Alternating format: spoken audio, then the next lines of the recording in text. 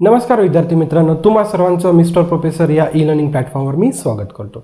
बघा, लास्ट लेक्चरमध्ये जो काही इलेक्ट्रोस्टॅटिकचा लास्ट लेक्चर होता, जस्ट आपण इंट्रोडक्शन सुरू केलं होतं. ओके, लास्ट लेक्चरच्या शेवटी बघा आपल्याला ही माहिती आपल्याला मिळाली होती की समजा एखादा सोर्स चार्ज जर पॉझिटिव्ह सोर्स चार्ज जर आपण कन्सिडर केला तर पॉझिटिव्ह सोर्सपासून जे काही इलेक्ट्रिक लाईन्स निघतात ते आउटवर्ड राहतात बेटा. या स्पेसमध्ये कशी राहते बेटा? आउटवर्ड, आहे की नाही. समजा suppose if I consider this positive source charge, हा जर सोर्स चार्ज जर कन्सिडर केला त्याच्या इलेक्ट्रिक लाईन्स अशा बेटा आउटवर्ड डायरेक्शनने राहते. कशा राहते बेटा? आउटवर्ड डायरेक्शनने. ठीक आहे, बघा इलेक्ट्रिक लाईन्स कशा राहायला पाहिजे बेटा? आउटवर्ड डायरेक्शनने. ठीक आहे, हे अशा आउटवर्ड डायरेक्शनने काय राहतात? तो इलेक्ट्रिक लाईन्स राहतात. चला, काही हरकत नाही. ओके, म्हणजे थोडंसं आपण मागील लेक्चरमध्ये डाटा कनेक्ट करूया. ठीक आहे, इथं लक्षात बेटा पॉझिटिव्ह सोर्स चार्ज म्हणा किंवा पॉझिटिव्ह चार्ज, जो काही पॉझिटिव्ह चार्ज राहते त्याच्यासाठी बेटा या इलेक्ट्रिक लाईन्सच्या डायरेक्शन्स कुठं राहतो बेटा? इलेक्ट्रिक लाईन्सच्या डायरेक्शन्स कुठं राहते बेटा? आउटवर्ड. चला, काही हरकत नाही. ओके, ही माहिती आपल्याला माहिती मिळाली होती. ठीक आहे, नेक्स्ट बघा, आता पॉझिटिव्ह राहू शकतो आणि चार्ज निगेटिव्ह पण राहू शकतो. ठीक आहे, मग निगेटिव्ह चार्जसाठी इलेक्ट्रिक लाईन्स राहतात इनवर्ड. कुठं राहतात बेटा? इनवर्ड. चला, काही हरकत नाही. ओके, पॉझिटिव्हसाठी आउटवर्ड आणि निगेटिव्हसाठी कसे राहते? हो, इनवर्ड, किंवा असंही म्हणू शकता तुम्ही की नाही, इनवर्ड. इथं लक्षात. ओके, आउटवर्ड आणि इनवर्ड. ठीक आहे, इथं लक्षात. किंवा away from the charge. Outward म्हणजे काय हो? जो काही सोर्स चार्ज आहे त्याच्या अवे. ओके, आणि इनवर्ड म्हणजे काय हो? टूवर्ड्स. इनवर्ड म्हणजे काय? टूवर्ड्स. ठीक आहे, आपण हाही शब्द वापरू शकतो, अवे. ओके, हे सगळे म्हणजे शॉर्ट शब्द मी यूज करत आहे त्याच्यासाठी. बघा आता, बघा त्यानंतर आपला हा जो काय आजचा लेक्चर आहे, ठीक आहे, हा लेक्चर बेटा बघा 2-3 पॉईंट याच्यात कव्हर करूया. पहिले बेटा, what is permittivity, what is electric permittivity, what is electric permittivity. Permittivity बघा हा अतिशय सुंदर क्वेश्चन आहे. ठीक आहे, आणि बेसिक याची आयडिया तुमची क्लिअर झाली पाहिजे. बघा आता या चार्जवरूनच तुम्हाला मी उदाहरण देण्याचा प्रयत्न करतो. बघा, समजा हा चार्ज आहे आपल्याकडे, पॉझिटिव्ह चार्ज आहे. ठीक आहे, मी पॉझिटिव्ह चार्ज घेतला बेटा, प्लस क्यू हा पॉझिटिव्ह चार्ज घेतला. मला माहिती आहे पॉझिटिव्ह चार्जसाठी जे काही इलेक्ट्रिक लाईन्स राहते बेटा त्या कशा राहते बेटा? आउटवर्ड राहते. इलेक्ट्रिक लाईन्स कशी राहते? आउटवर्ड. आणि हा पॉझिटिव्ह जो काही चार्ज आहे बेटा, इथं लक्षात, हा पॉझिटिव्ह चार्ज मी बेटा व्हॅक्यूम किंवा स्पेसमध्ये बेटा प्लेस केलेला आहे. ठीक आहे, म्हणजे याचं जे काही लोकेशन आहे बेटा, बघा निरनिराळे आपल्याकडे बेटा म्हणजे मीडियम राहतात. ठीक आहे नाही, स्पेस, त्यानंतर त्यालाच आपण व्हॅक्यूम म्हणू शकतो. Okay, air medium, water medium, glass medium. ठीक आहे, मी असं समजा आपण सुरुवातीला असं कन्सिडर केला आपण की हा जो काही पॉझिटिव्ह चार्ज आहे बेटा तो कोणत्या मीडियममध्ये आहे बेटा? सॉरी, तो कोणत्या कुठे आहे बेटा? तो व्हॅक्यूममध्ये आहे. म्हणजेच तो कुठे आहे बेटा? स्पेसमध्ये आहे. ठीक आहे, आता तुम्हाला माहिती आहे स्पेस आणि व्हॅक्यूम म्हणजे काय? तिथं कोणत्याच प्रकारचे बेटा पार्टिकल्स नसतात. लक्षात, स्पेस आणि व्हॅक्यूम म्हणजे काय? तिथं म्हणजे इक्विलिब्रियम. तिथं तुम्हाला कोणत्याच प्रकारचा जसं तुम्ही जे काही स्पेसमध्ये लोक वगैरे जातात बघा, आहे की नाही, तिथं बेटा ग्रॅव्हिटी नसते. का बरं ग्रॅव्हिटीच नाही? तिथं कोणत्याच प्रकारचा फोर्सच नसतो. तिथं फोर्स का बरं नसते? तिथं कोणत्याच प्रकारचे पार्टिकल्स नाही राहत. तिथं ना पॉझिटिव्ह चार्ज राहते ना निगेटिव्ह चार्ज, आणि काहीच नाही राहत. ओके, एकदम वाईड पोकळ जागा असते. ठीक आहे, तर बघा बेटा आता म्हणजे या इलेक्ट्रिक लाईन्सला पास होण्यासाठी डिस्ट्रॅक्शन नाही राहत. म्हणजे या इलेक्ट्रिक लाईन्स बेटा या सोर्स चार्जपासून निघली, हिला अडवणारं कोणी आहे का स्पेसमध्ये? नाही आहे, हिला अडवणारा नाही आहे. म्हणजे काय करतो बेटा बघा, what is electric permittivity. Permittivity बघा याचा या शब्दाचा अर्थ घ्या बेटा. ओके, एखादा बेटा हा की नाही, समजा हा बेटा ही टोटली स्पेस आहे बेटा. ठीक आहे, या स्पेसमध्ये बेटा समजा आपण सोर्स चार्ज ठेवला. ओके, आणि सोर्स चार्ज आपल्याला माहिती आहे बेटा कसा राहते बेटा? आउटवर्ड राहते. कसा राहते बेटा? आउटवर्ड राहते. ठीक आहे, हा जो काही सोर्स चार्ज राहतो, ज्या सोर्स चार्ज जे काही इलेक्ट्रिक लाईन्स राहते बेटा आउटवर्ड राहते. आपण फॉर एक्झाम्पल असं कन्सिडर करतो की हा जो काही चार्ज आहे बेटा तो 100 इलेक्ट्रिक लाईन्स काय करून राहिला बेटा? स्पेसमध्ये सोडून राहिला. त्या लक्षात बेटा, हाच चार्ज बेटा स्पेसमध्ये किती इलेक्ट्रिक लाईन्स जो काही म्हणजे सोडून राहिला बेटा? 100. ठीक आहे, म्हणजे याचा अर्थ बेटा स्पेस काय करत आहे बेटा? या सोर्स चार्जला 100 इलेक्ट्रिक लाईन्स बेटा तो अलाव करत आहे. त्या लक्षात बेटा, परमिशन. ओके, स्पेस या चार्जला परमिशन देत आहे की तू माझ्या स्पेसमधून बेटा तू 100 लाईन्स पास करू शकतो. यालाच म्हणायचं बेटा परमिटिव्हिटी. ओके, आता ही परमिटिव्हिटी कशाची आहे बेटा? स्पेसची, व्हॅक्यूमची. म्हणून बघा electrical permittivity. Okay, electric permittivity VT of space is denoted by epsilon naught.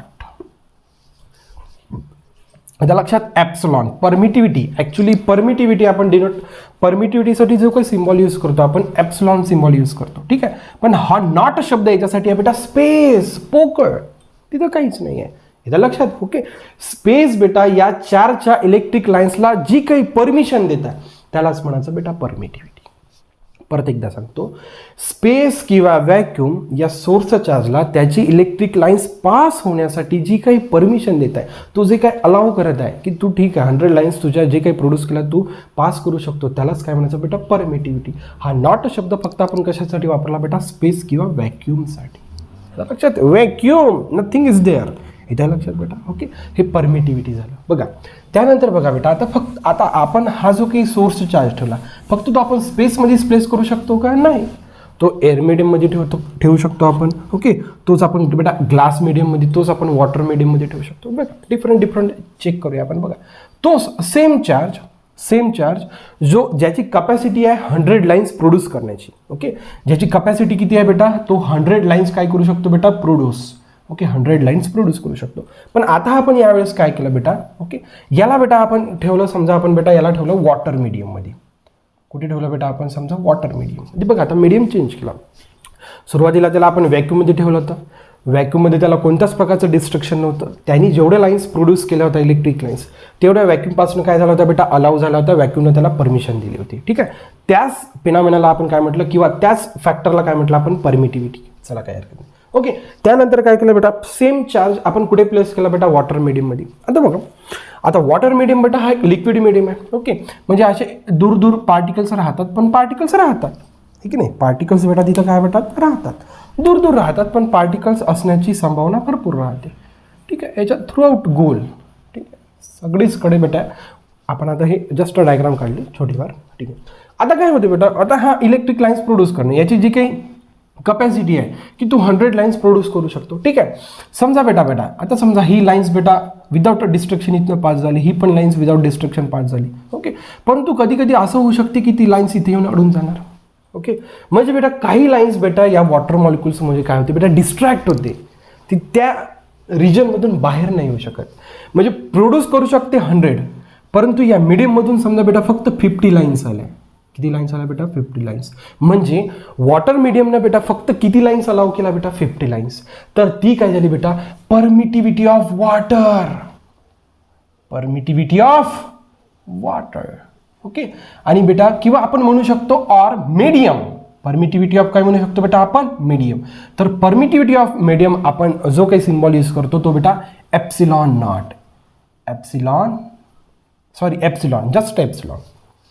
Permittivity of मीडियमसाठी, आता वॉटर हा एक मीडियम झाला, तर परमिटिव्हिटी ऑफ मीडियमसाठी आपण जो काही सिम्बॉल यूज करतात तो काय सिम्बॉल यूज केला बेटा, एप्सिलॉन. कळाला बेटा, एकदम क्लिअर कट अंडरस्टँड झालो. की बघा स्पेस होता, स्पेसमध्ये कोणत्याच प्रकारचे मॉलिक्युल्स नव्हतं, त्या जो काही लाईन्स, जे काही इलेक्ट्रिक लाईन्स प्रोड्यूस झाल्या होत्या त्यांना कोणत्याच प्रकारचं डिस्ट्रॅक्शन नव्हतं. तर जेवढे नंबर ऑफ लाईन्स त्यांनी प्रोड्यूस केल्या होत्या तेवढ्या बाहेर निघल्या होत्या, काय हरकत नाही. ओके, मग त्याच फिनॉमिनाला काय म्हटलं आपण बेटा, परमिटिव्हिटी. म्हणजे स्पेसनं बेटा या इलेक्ट्रिक लाईन्सला परमिशन दिली होती येण्यासाठी. ठीक आहे, नॉट फक्त शब्द बेटा आपण स्पेससाठी यूज केला. ठीक आहे, त्याच्यानंतर सेम चार्ज बेटा आपण वॉटर मीडियममध्ये ठेवला.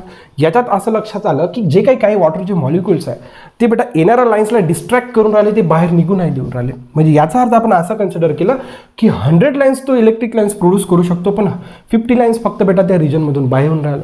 हे लक्षात. ओके, यालाच काय म्हणायचं बेटा, मग याच फिनॉमिनाला काय म्हणायचं बेटा, परमिटिव्हिटी. म्हणजे काय बेटा, जस्ट त्या रिजनमधून त्या इलेक्ट्रिक लाईन्स अलाव करणे किंवा त्या लाईन्सला परमिशन दिले. याने जास्त परमिशन दिली, याने कमी परमिशन दिली. म्हणून आपण म्हणू शकतो permittivity of free space is greater than the permittivity of any medium.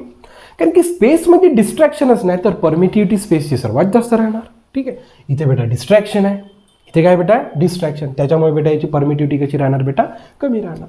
इथपर्यंत काही प्रॉब्लेम. ओके, आता वॉटर मीडियम घेतला, त्याच्यानंतर नेक्स्ट बेटा आपण समजा चार्ज घेतला. ठीक आहे, हा चार्ज बेटा समजा आपण ग्लास मीडियममध्ये ठेवला आहे की नाही. तर ग्लास मीडियम थोडा सॉलिड आहे, तर थोडेसे जवळजवळ राहण्याचे चान्सेस आहे. जे काही बेटा मॉलिक्युल्स आहे ते जवळ राहण्याचे चान्सेस आहे. ओके, आता समजा ठीक आहे, त्याची कपॅसिटी आहे की तो आपण म्हणजे इझिली तो 100 लाईन्स इलेक्ट्रिक लाईन्स काय करू शकतो, प्रोड्यूस करतो. पण आता इथं डिस्ट्रॅक्शन जास्त आहे. आपण असं करू की जे काही आता बाहेर लाईन्स येऊन राहिला, आपण असं म्हणू फक्त 25 लाईन्स येऊन राहिल्या बेटा, फक्त 25. ओके, वॉटर मीडियममध्ये तरी 2 मॉलिक्युल्स थोडेफार जास्त अंतरावर होते, पण इथं भरपूर जवळ आहे बेटा. ओके, म्हणजे निघणारा इथूनच निघू शकतो. इथं डिस्ट्रॅक्शन वाढलं म्हणजे जसा जसा बेटा बघा मीडियम काय होतं, डेन्सर. बघा इथं काहीच नव्हतं, डेन्सिटी 0 होती. ठीक आहे, बघा त्याच्यानंतर बेटा वॉटरची म्हणजे मॉलिक्युलची संख्या वाढली, ओके, डेन्सिटी वाढली. परत मॉलिक्युलची संख्या वाढली, परत डेन्सिटी वाढली. ओके, जसं जसं तुम्ही बेटा मीडियम डेन्सर करत जाल तशी तशी बेटा ते मीडियमनुसार बेटा परमिटिव्हिटी काय होत जाते बेटा, चेंज होत जाते. चेंज कशी होते बेटा, परमिटिव्हिटी कमी कमी होत जाते. परमिटिव्हिटी काय होत जाते बेटा, कमी कमी. ओके, हा एक बेटा परमिटिव्हिटीचा एक म्हणजे नेहमी म्हणजे मी जेव्हा 11वी 12वीला इवन मी BScला गेलो होतो तर हा कॉन्सेप्ट मला खूप म्हणजे त्रास द्यायचा, त्याला समजायचंच नाही. ठीक आहे, चला काही हरकत नाही. बघा आता नेक्स्ट बघा बेटा. ओके, समज एकदम इझी गोष्ट आहे, म्हणजे खूप काही मोठी गोष्ट नाहीच आहे, फक्त ही समजून घेण्यासाठी. बघा आता नेक्स्ट बघा बेटा, आता आपण एक रिलेटिव्ह परमिटिव्हिटी नावाचा कॉन्सेप्ट शिकून घेऊया. बघा रिलेटिव्ह परमिटिव्हिटी एकदम सिंपल आहे. आता तुम्हाला दोन्ही गोष्टी सांगून दिल्या त्याच्यामुळे काही मोठी गोष्ट नाही. बघा रिलेटिव्ह परमिटिव्हिटी याला डिनोट करायचं बेटा इप्सिलॉन आणि बेटा आर फॉर रिलेटिव्ह. ठीक आहे, बघा रिलेटिव्ह परमिटिव्हिटी ऑफ आपण काढू बेटा वॉटर. ठीक आहे, बघा आता वॉटरसाठी बघा कोणत्याही मीडियमची परमिटिव्हिटी आपण कशाने डिनोट करतो, एप्सिलॉन. ओके, आणि बेटा परमिटिव्हिटी ऑफ फ्री स्पेस कशाने डिनोट करतो, एप्सिलॉन नॉट. ठीक आहे, तर यालाच म्हणायचं बेटा रिलेटिव्ह परमिटिव्हिटी. सांगतो शब्दात कोणत्याही मीडियमची परमिटिव्हिटी जर स्पेसच्या परमिटिव्हिटी सोबत जर आपण कम्पेअर करत असाल, याच्या लक्षात कोणत्याही मीडियमची, वॉटरची असो ग्लासची असो, कोणत्याही मीडियमची परमिटिव्हिटी आपण जर बेटा स्पेसच्या मीडियमच्या परमिटिव्हिटीसोबत जर कम्पेअर करत असाल तर त्याला काय म्हणायचं बेटा, relative permittivity of that medium. काय म्हणायचं बेटा, relative permittivity of that medium. Relative permittivity is denoted by epsilon r. Just simple definition आहे. ओके, पुढे मागे तुम्हाला कुठे काम पडू शकतो त्याच्यामुळे सांगितलं, एकदम सिंपल आहे. इथे लक्षात बेटा कोणत्याही मीडियमची इलेक्ट्रिकल परमिटिव्हिटी जर आपण स्पेसच्या परमिटिव्हिटी सोबत जर कम्पेअर करत असाल तर त्यालाच काय म्हणायचं, हो relative permittivity of that medium. That's it. इथे लक्षात. बघा त्यानंतर नेक्स्ट जो काय आपला इम्पॉर्टंट पॉईंट आहे बेटा तो कुलम्स लॉ. ओके, बघा तो पण अतिशय इझी.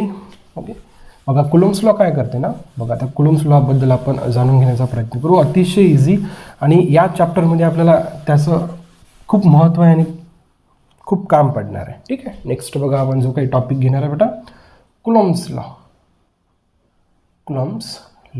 चला काही हरकत नाही. बघा आता कुलम्स लॉ कशासाठी व्हॅलिड आहे किंवा काय आहे बघा बेटा. समजा बेटा आपण 2 चार्जेस घेतले. Okay, plus Q1 charge. Okay, आणि R या डिस्टन्सवर बेटा आपण सेकंड चार्ज घेतला प्लस Q2. दोन्ही चार्जेस बेटा पॉझिटिव्ह आहे. दोन्ही चार्जेस कशा आहे बेटा, पॉझिटिव्ह आहे आणि दोघांमध्ये बेटा सेपरेशन किती आहे बेटा, R. ठीक आहे, आता माहिती आहे बघा बेटा दोन्ही पॉझिटिव्ह चार्ज आहे. ठीक आहे, यांच्यामध्ये फोर्स राहणार, यांच्यामध्ये काय राहणार बेटा, फोर्स. आता बघा दोन्ही पॉझिटिव्ह आहे, दोन्ही बेटा लाईक चार्जेस आहे. लाईक चार्जेसमध्ये कोणता राहतं बेटा, अट्रॅक्शन की रिपल्शन, रिपल्शन. याच्यामध्ये काय राहतं बेटा, फोर्स ऑफ रिपल्शन. किंवा एक पॉझिटिव्ह चार्ज घेतला, एक निगेटिव्ह चार्ज घेतला, तर दोघांमध्ये बेटा काय राहणार बेटा, फोर्स ऑफ अट्रॅक्शन. दोन्ही समजा निगेटिव्ह घेतले किंवा दोन्ही पॉझिटिव्ह घेतले तर काय राहणार बेटा, फोर्स ऑफ रिपल्शन. ओके, मग यांच्यामध्ये किती फोर्स ऑफ अट्रॅक्शन आहे किंवा किती फोर्स ऑफ रिपल्शन आहे, मग याचा मॅग्निट्यूड सांगण्यासाठी बेटा आपल्याला कुलम्स लॉ मदत करतो. ठीक आहे, कुलम्स लॉ काय म्हणते, जो काही फोर्स ऑफ अट्रॅक्शन किंवा जो काही फोर्स ऑफ रिपल्शन राहतो तो डायरेक्टली प्रपोर्शनल टू राहते product of magnitude of charges. ही जे काही चार्जेस आहे बेटा या दोघांचा प्रोडक्ट. ठीक आहे, आता समजा हा 10 कुलम्ब आहे, हा पण 10 कुलम्ब आहे. ठीक आहे, इथं लक्षात. त्यानंतर सेकंड स्टेटमेंट त्यांचं काय की inversely proportional to the square of distance in between them. एकदम सिंपल आहे. बघा तुम्ही जर 8वी 9वी 10वीत जो काही आपला ग्रॅव्हिटेशनल लॉ शिकला आहे, 2 मासेसमध्ये जो काही ग्रॅव्हिटेशनल फोर्स राहतो capital G M1 M2 divided by R², बस तसाच आहे, काही फरक नाही. इथं लक्षात बेटा. बघा पहिलं त्याचं स्टेटमेंट बेटा कुलम्स लॉचा जो काही पहिला स्टेटमेंट आहे त्यांचं असं म्हणणं पडलं की जो काही फोर्स ऑफ अट्रॅक्शन किंवा जो काही फोर्स ऑफ रिपल्शन राहतो, ओके, हा डायरेक्टली प्रोपोर्शनल टू राहतो बेटा product of magnitude of that charges. Okay, यांचा बेटा मॅग्निट्यूड. समजा आता Q1 इक्वल्स टू बेटा तुमच्याकडे 10 कुलम्ब आहे आणि Q2 इक्वल्स टू समजा तुमच्याकडे बेटा 12 कुलम्ब आहे. ओके, म्हणजे इथं आपल्याला Q1 ची व्हॅल्यू 10 घ्यावं लागेल, Q2 ची व्हॅल्यू किती घ्यावं लागेल, 12. Magnitude, strength. ओके, आणि इन्व्हर्सली प्रोपोर्शनल टू जो काही डिस्टन्स राहते त्याचा स्क्वेअर. ओके, मग आता हे दोन्ही स्टेट काय करायचे बेटा, कंबाईन करायचे. ओके, मग प्रोपोर्शनलिटी साईन जाते. ओके, मग एक कॉन्स्टंट आला K Q1 Q2 divided by आरचा स्क्वेअर. ठीक आहे, this is your magnitude of force and where K is nothing but electrostatic constant. Electrostatic constant याच्या लक्षात, where K is electrostatic constant. याच्या लक्षात, इथपर्यंत काही प्रॉब्लेम नाही. ओके, चला काही हरकत नाही. बघा मग आता हा जो काही आपण कुलॉम्बचा लॉ यूज केला, ठीक आहे, हा मॅग्निट्यूडमध्ये केला बेटा. इथं वेक्टर फॉर्ममध्ये आहे का, कारण की माहिती आहे आपल्याला. ओके, मॅग्निट्यूडच्या फॉर्ममध्ये आहे कुलॉम्बचा लॉ. ठीक आहे, बघा ठीक आहे, तुम्ही फोर्सचं काढला. मग आता ही फोर्स कोणती क्वांटिटी आहे, वेक्टर क्वांटिटी आहे सर. मग वेक्टर क्वांटिटी आहे, ठीक आहे. मॅग्निट्यूड, जो काही फोर्सचा मॅग्निट्यूड राहते, हा फॉर्म्युला कशासाठी आहे बेटा, मॅग्निट्यूड ऑफ फोर्स.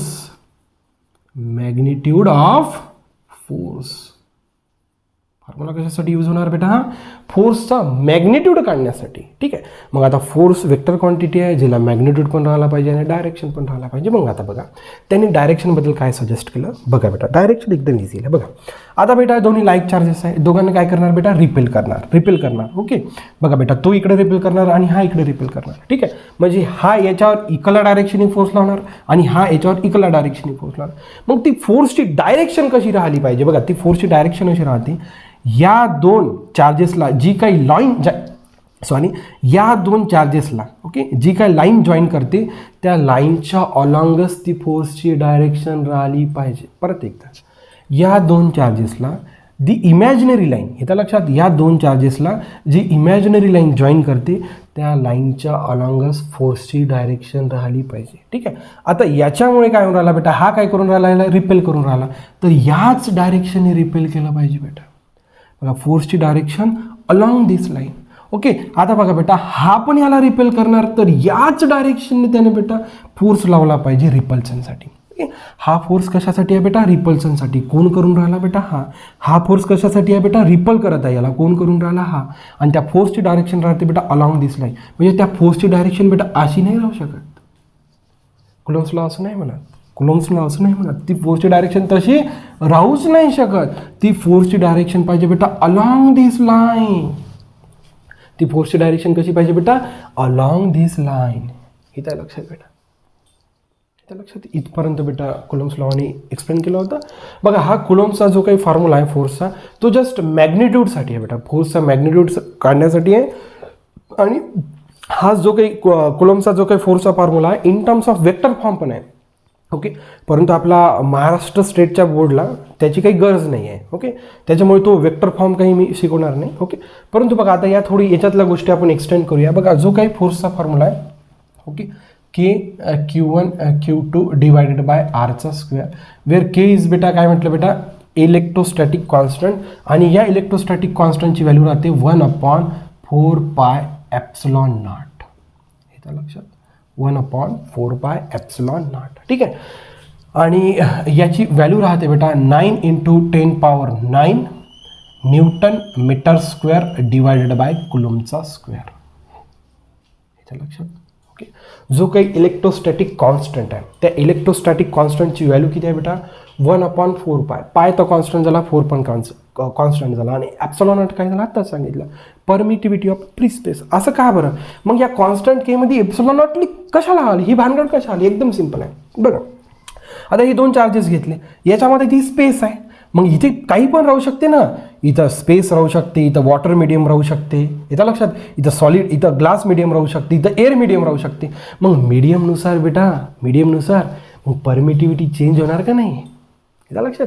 म्हणजे येतं लक्षात बेटा. आता इथे एप्सिलॉन नॉट घेतला, याचा अर्थ इथं या भागात काय, या दोन चार्जेसच्या मधातल्या भागात काय बेटा, स्पेस आहे.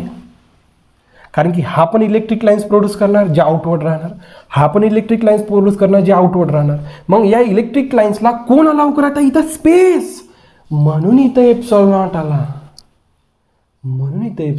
आला. आणि या एप्सिलॉन नॉटसाठीच ती तुम्हाला मागची कथा सांगावी लागली. इथं लक्षात, एप्सिलॉन नॉट. ओके, आणि बघा आता हा केचा हा जो काही युनिट आहे हा कसा आला, एकदम सिम्पली आला. बघा केचा युनिट काढण्यासाठी आपण हा फॉर्म्युलाचा यूज करतो. बघा केला एका साईडला ठेवतो, ठीक आहे, हा r² इकडे शिफ्ट केला, therefore force × r² divided by Q1 × Q2. ठीक आहे, आणखी एक लक्षात घ्या बेटा. Okay okay, SI unit of charge, SI unit of charge राहतो बेटा कुलोम्ब. का राहतो बेटा? कुलोम्ब. ठीक आहे. याचा जो काय आपण सिम्बॉल यूज करतो कुलोम्बचा, जो काय सिम्बॉल यूज करतो तो करतो बेटा आपण C. लक्षात बेटा, SI युनिट ऑफ चार्ज काय राहतो बेटा? कुलोम्ब. बघा आता बेटा आपल्याला कॉन्स्टंट केचं बेटा युनिट काढायचं होतं. बघा फोर्स कशामध्ये काउंट करतो? न्यूटन. ओके, R म्हणजे काय झालं बेटा? डिस्टन्स आपण SI मध्ये कशात करतो बेटा? मीटरचा स्क्वेअर. ठीक आहे. आता बघा दोन चार्जेस आहे. ओके, Q1 साठी बेटा कुलोम, Q2 साठी पण कुलोम, म्हणजे कुलोम इंटू कुलोम, कुलोमचा स्क्वेअर. हे झालं बेटा SI unit of coulomb, sorry SI unit of electrostatic constant आहे की नाही. इलेक्ट्रोस्टॅटिक कॉन्स्टंटचा SI युनिट काय झालं बेटा? Newton metre square divided by कुलोमचा स्क्वेअर. इथपर्यंत काही प्रॉब्लेम नाही. नेक्स्ट पहा. आता हा जो काही एप्सिलॉन नॉट आहे, परमिटिव्हिटी ऑफ काय बेटा? Permittivity of free space. Permittivity of free space याची व्हॅल्यू राहते बेटा जवळजवळ 8.85 ओके इंटू 10⁻⁻12. ठीक आहे. एक तर याला फॅरड पर मीटर, 8.85 इंटू 10⁻⁻12. ठीक आहे, एप्सिलॉन नॉटची. अदरवाईज याचे जे काही युनिट आहे याला बघा, हा युनिट कसा तयार होऊ शकते. ठीक आहे, फॅरड पर मीटर एक गोष्ट लक्षात ठेवायची. परंतु बघा एप्सिलॉन नॉट आणि इलेक्ट्रोस्टॅटिक कॉन्स्टंट दोघे इन्व्हर्सली प्रोपोर्शनल आहे. दोघे कसे आहे बेटा? Inversely proportional. ठीक आहे. बघा आता मी काय करतो बघा, एप्सिलॉन नॉट काय करतो बेटा? वर घेऊन चाललो. ठीक आहे. आता काय लिहू शकतो? 1/4π × K लिहू शकतो. बघा आता मी एप्सिलॉन नॉटचं बेटा युनिट काढत आहे, SI युनिट. बघा काय केलं, एप्सिलॉन नॉट वर घेऊन गेला, केला खाली ठेवला. आता 4π कॉन्स्टंट आहे, या कॉन्स्टंटची काही घेणं नाही. युनिट काढताना आपल्याला कॉन्स्टंटशी काहीच घेणं नाही. ओके, आता K राहिला. मग Kचा युनिट काय बेटा? Newton metre square divided by coulomb square. मग याला ॲडजस्ट करा. Therefore coulomb square divided by newton into metre square. Okay, म्हणजे एप्सिलॉन नॉटचा हा पण युनिट राहू शकतो. काय राहतो बेटा? एप्सिलॉन नॉटची व्हॅल्यू काय राहू शकते बेटा? 8.85 into 10⁻⁻12 Coulomb square divided by newton into मीटरचा स्क्वेअर. एप्सिलॉन नॉटची ही पण व्हॅल्यू राहू शकते. सॉरी, तर व्हॅल्यू तर तेच राहते, परंतु हा पण बेटा त्याचं SI युनिट राहू शकते. इथे लक्षात बेटा. ओके, बघा ह्या सगळ्या सिम्पल गोष्टी होत्या. म्हणजे ह्या बेसिकली गोष्टी आपल्याला महाराष्ट्र सिटीसाठी जर तुम्ही असं डिस्कशन ठेवलं किंवा जर तुमचा असा अभ्यास जर राहिला, हे सगळ्यात बारीक गोष्टी आहे. ओके, या गोष्टी तुम्हाला जर अशा पद्धतीने नोंद राहिला तर महाराष्ट्र CET मध्ये चांगले मार्क्स आणणे खूप काही मोठी गोष्ट नाही फिजिक्समध्ये. ओके, बघा जर तुम्हाला असे व्हिडिओ आवडत चालले असेल तर लाईक शेअर सबस्क्राईब करायला विसरू नका. So thank you for watching. See in the next video.